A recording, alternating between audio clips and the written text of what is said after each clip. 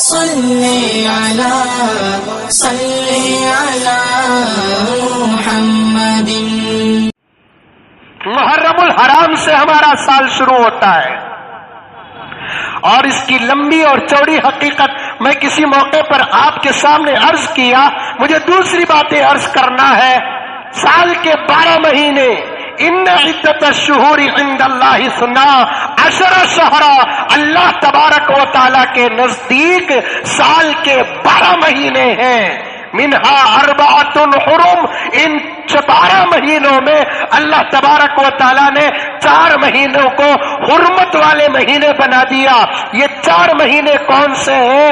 ذوالحجہ، ذوالقعدہ، ذوالحجہ، محرم اور رجب، یہ 4 مہینے حرمت والے مہینے ہیں۔ اب اگر کوئی بھولا سوال کرے رمضان کا حرمت والا مہینہ نہیں ہے، میں ہمیشہ کہا کرتا ہوں عربی کے الفاظ کی گہرائی تک پہنچنے کے لیے عربی پڑھنا ضروری ہے، عربی کا ماحول رکھنا ضروری ہے، مدارس کی دال روٹی کھانا ضروری ہے۔ حرمت کا معنی الگ آتا ہے، عظمت کا معنی الگ آتا ہے، مبارک کا معنی الگ آتا ہے۔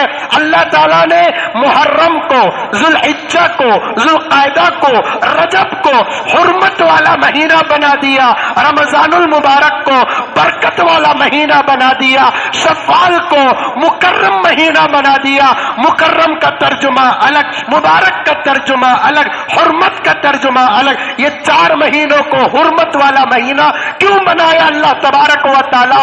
یہ حرمت کا معنی کیا ہے؟ محدثین کرام فرماتے ہیں ان 4 مہینوں میں لڑائی جھگڑا کرنا قطعاً جائز نہیں تھا۔ یہ کب؟ اسلام کے آنے سے پہلے بھی غیر مسلم جو تھے، مکے کے مشرکین جو تھے، بت پرستی میں جو مبتلا و ملوث تھے، وہ حضرات بھی محرم میں اپنی جنگ بند کر دیتے، ذوالقعدہ میں اپنی جنگ بند کر دیتے، ذوالحجہ میں اپنی جنگ بند کر دیتے۔ جنگ جاری ہوتی، چاند دیکھنے کی خبر آتی تو جنگ کو بند کر دیتے۔ فرق یہ تھا کہ ان دنوں میں محرم کو سال کا پہلا مہینہ یہ تصور نہیں تھا۔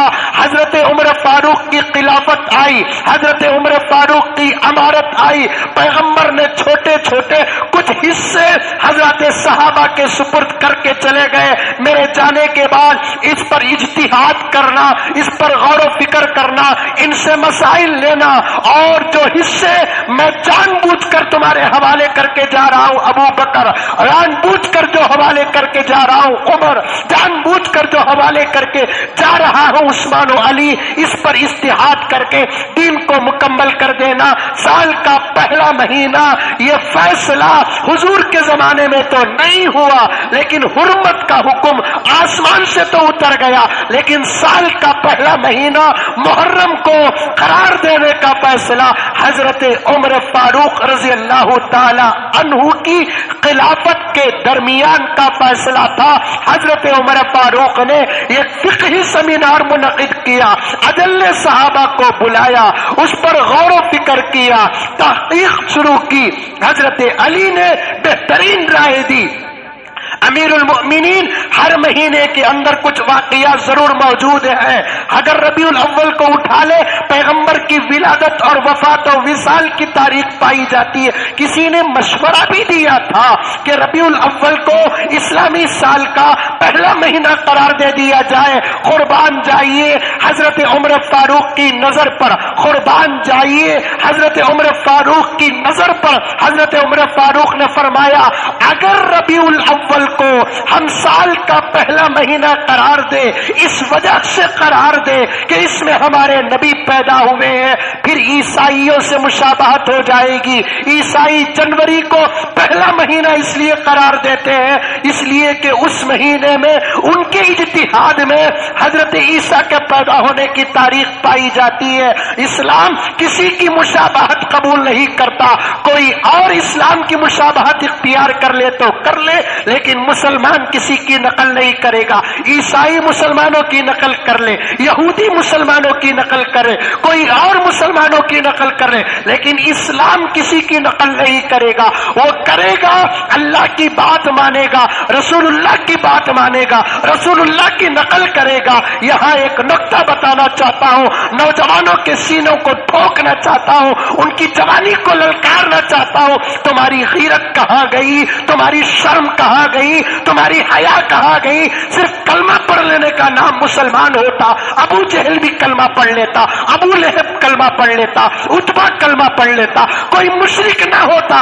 آج بھی غیروں کو اگر پتا چل جائے صرف لا الہ الا اللہ محمد رسول اللہ پڑھ لینا یہ اسلام ہے, دوسرا کوئی عمل اسلام کے اندر نہیں, وہ آج بھی لاکھوں کروڑوں کی تعداد میں کلمہ پڑھنے کے لیے تیار ہے. ہمارے لیے اس سے زیادہ شرم کی بات کیا ہے؟ نوجوانوں, تمہارے سینے ٹھوکنا چاہتا ہوں, ہم آج بھی غیروں کی نقل کر رہے ہیں. حضرت عمر فاروق رضی اللہ تعالیٰ عنہ کے سامنے جب مسئلہ آیا کہ ربیع الاول کو پہلا مہینہ قرار دیا جائے, کیوں؟ اس لیے کہ اس میں نبی کی ولادت باسعادت ہوئی, نبی کا وصال اور نبی کی وفات ہوئی. حضرت عمر نے کیا کہا؟ بات تو اچھی ہے لیکن اثر برا پڑے گا. بات اچھی ہے, اثر برا پڑے گا.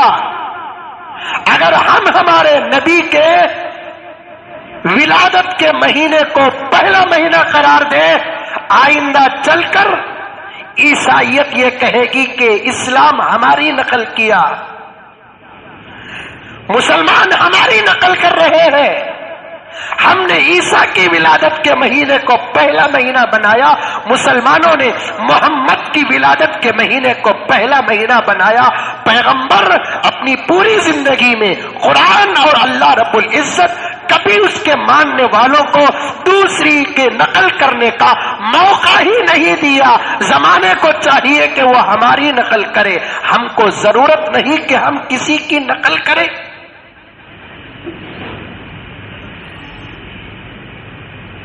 ہم کو ضرورت نہیں کسی کی نقل کرے. آج کر رہے نا نوجوان, آگے بات آئے گی تو عرض کروں گا. کسی کی نقل نہیں. عمر فاروق نے فرمایا بات تو اچھی ہے, اثر برا پڑے گا. حضرت علی نے کہا امیر المؤمنین, عمر فاروق رضی اللہ تعالیٰ عنہ سے, امیر المؤمنین اجازت ہو تو میں بھی اپنا خیال, اپنا علم, اپنی تحقیق پیش کروں. حضرت عمر نے کہا علی تمہارا ہی انتظار تھا. حضرت علی نے کہا امیر المؤمنین میری رائے یہ ہے کہ محرم کو آپ اسلام کا پہلا مہینہ قرار دے دیں. عمر نے پوچھا کیوں؟ عمر نے پوچھا کیوں؟ سوال ہے, اجازت ہے, کیوں؟ حضرت علی نے کچھ تاریخ پیش کی.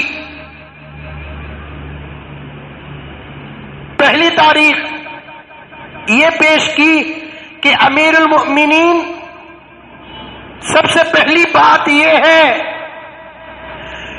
کہ رمضان المبارک کے روزے فرض ہونے سے پہلے محرم کا 10ویں تاریخ کا روزہ امت پر فرض تھا. یہ پہلا سبب ہے. حضرت علی نے فرمایا امیر المؤمنین روزہ فرض تھا, اور یہ تحقیق پکی ہے کہ اللہ تعالی نے موسیٰ اور بنی اسرائیل کو فرعون سے نجات بھی اسی مہینے میں دیا. فرعون کو نجات بھی اسی مہینے میں دیا, بلکہ یہ نجات والا مہینہ ہے مصیبتوں سے. اسے اسلام کا پہلا مہینہ قرار دے.